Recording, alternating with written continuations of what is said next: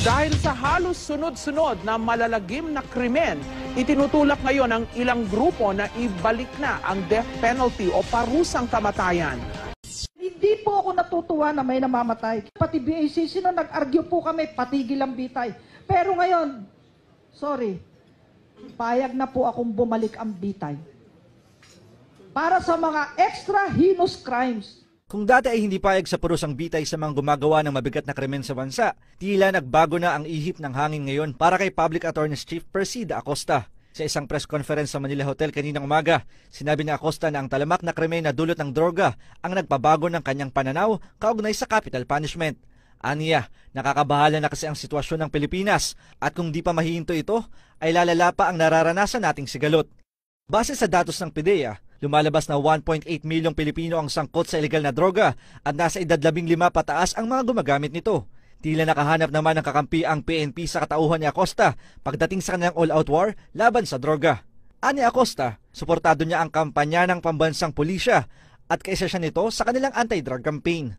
Ito ay kahit pa nasa halos 200 na ang napabalitang pinatay na suspected drug pushers at drug users sa bansa. Gate pa niya, panahon na para ibalik ang magandang imahe ng Pilipinas at dapat ay kilalanin ang pagsusumikap ng mga pulis kaugnay dito. Bakit sinisisi niyo yung pulis, buong PNP? Bakit sisisihin niyo ang PNP na yung 200, puro PNP yan? Malamang yung iba dyan, yung mga scalawags, natatanggal, naawol, kasama sa sindikato. Pero si 85,000, my God, buhay, nandito sa plaza, nung isang linggo, sa Karingal, 700, nandun pa ako. Sabi ko, buhay, pinakain pa ng pulis. O yung sinasabi ko, unfair naman sa PNP kung lagi na lang tingin ng tao. Panahon na para saluduhan natin ang mga pulis ngayon dahil sila ay talagang seryoso na magdeklara ng giyera laban sa droga. Bakit sinisisi niyo yung pulis, buong PNP? Bakit sisisihin niyo ang PNP na yung 200, puro PNP yan? Malamang yung iba dyan, yung mga scalawags, natatanggal, naawol, kasama sa sindikato. Pero si 85,000, my God, buhay, nandito sa plaza, nung isang linggo, sa Karingal, 700, nandun pa ako. Sabi ko, buhay, pinakain pa ng pulis. O yung sinasabi ko, unfair naman sa PNP kung lagi na lang tingin ng tao. Panahon na para saluduhan natin ang mga pulis ngayon dahil sila ay talagang seryoso na magdeklara ng giyera laban sa droga. Senate Committee on Justice and Human Rights, chaired by Senator Laila De Lima, is now preparing the list of resource persons to be invited to the investigation on the extrajudicial killings of personalities involved in illegal drug operations. The probe aims to determine correct data on the alleged victims of the said extrajudicial killings. We will going to identify and showcase or highlight representative cases. Nasa tingin namin meron talagang mga indikasyon na something is wrong because signs of executions. The Committee on Public Order and Dangerous Drugs, chaired by Senator Panfilo Lacson, is also set to conduct its investigations as a secondary committee.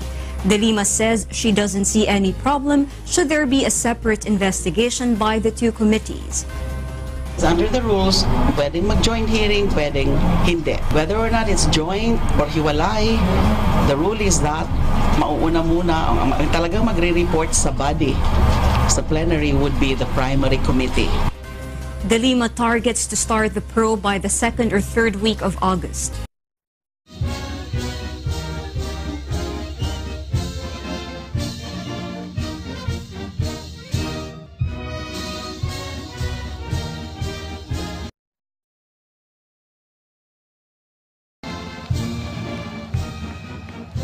I was surprised.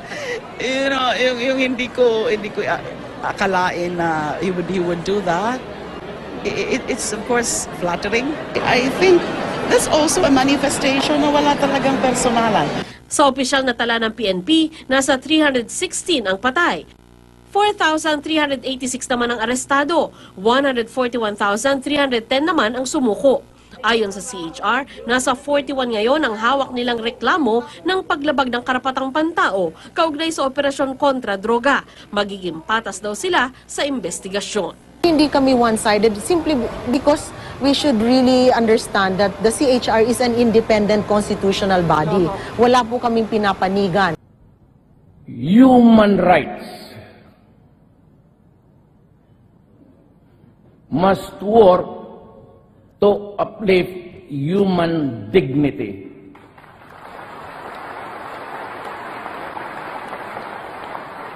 But human rights cannot be used as a shield or an excuse to destroy the country. Your country, I am my country. Ibalik na ang parusang bitay. Wala nang takot itong mga kriminal sa paggawa ng krimen. Kasi nakikita nila na madali nilang lusutan. Madali nilang takasan itong krimen. Pero sabi ko nga, walang kriminal, kahit na gaano ka walang hiya ito, na hindi siya matatakot kung merong Damocles sword na nakapatong sa ulo niya, na oras na gumawa siya ng krimen, ay merong parusang kamatayan ang nag-aantay sa kanya. Biro mo, laboratorio na ng shabu ang tinayo sa Pilipinas, pagkatapos life imprisonment lang siya, at pagdating niya sa Bilibid Prison, parang nagbakasyon lang siya dahil meron siyang tagamasahe, sa kanya lahat ng amenities, ang cellphone, at continue pa rin yung kanilang illegal activities. Dahil sa halos sunod-sunod na malalagim na krimen, itinutulak ngayon ang ilang grupo na ibalik na ang death penalty o parusang kamatayan. Tao at binigyan nila ito ng kaukulang parusa. Ang pinakamabigat na parusa under yung heinous crime law yung death penalty nga. Meron naman kulatilya dun sa 1987 Constitution natin na unless there is a compelling reason, you can impose a death penalty. I will have to maybe convince Congress to create something like 30 criminal circuit courts to try drug cases only para mabilisan. And I will recommend to Congress the restoration of death penalty by hanging in public. What I would do is to urge Congress to restore the death penalty by hanging, especially if you use drugs. Automatic yan. Drugs must be stopped. Gagamitin ko ang police pati military to go after drugs. Ang utos ko sa kanila, patayin mo. Ito hindi ka na kailangan matakot. Talagang mamamatay ka, matakot ka o hindi. Because this part of the law says, it is retribution. Magbayad ka sa ginawa mo to the community. That is why I am asking for the reimposition of the death penalty so that I can hang them. Retribution. Kaya na-discourage kang mag-commit ng crime o hindi, iyo yan. Basta nagkasala ka for serious heinous crimes like drug-related crimes. Ngayon ka lang makita dito na ang mga tao sa mundo are reduced to animals. Wala noon. Yung droga, wala yan. I mean, they rape before, but bestial instincts. Dito, 1-year-old, 3 months old, nire-rape, pinapatay. Anak ka ng, tapos sabihin nila, wag yung death penalty kasi inhuman. Ano pa bang makita po inhuman killing an 18-year-old child raping? Panahon na para saluduhan natin ang mga pulis ngayon dahil sila ay talagang seryoso na magdeklara ng giyera laban sa droga. Public Attorney's Office Chief Persida Rueda Acosta is hoping that the planned Senate inquiry on illegal drugs-related killings will be done fairly. The probe is being pushed by neophyte Senator Leila de Lima. This report. Yan lang aalamin natin. Lahat ba yan above board?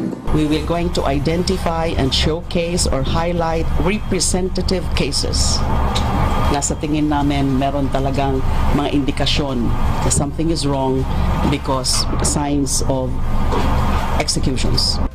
I would want to come up with the proper legislation to address whatever gaps there are, whatever na mga excesses there are, in those police operations. Bakit laging pulis ang may kasalanan? Tingnan mo na kung ano talaga ang sitwasyon, ang senaryo. Kung 20,000 plus, and uulitin ko, ang sumuko, buhay, ligtas, at tinulungan ng kapulisan, bakit mo ibibintang yung 100 sa pulis?